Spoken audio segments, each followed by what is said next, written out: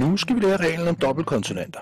Der er en del ord, hvor det kan være svært at høre, om der skal en eller to konsonanter. Men der er en lille regel, vi kan bruge her.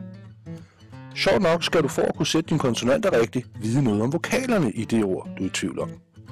Derfor skal du nu lære om korte og lange vokaler.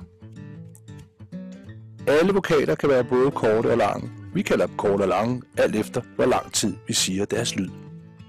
For eksempel A. Der siger jeg kun A'et kort, så der er det en kort vokal. A.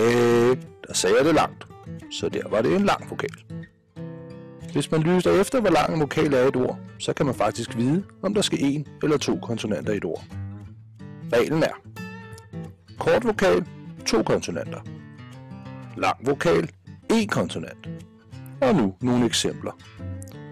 Hedder det kommer eller kommer? Det hedder kommer. U'et er kort, derfor skal der 2 konsonanter. Næste. Hedder det biller eller biler? Det hedder biler.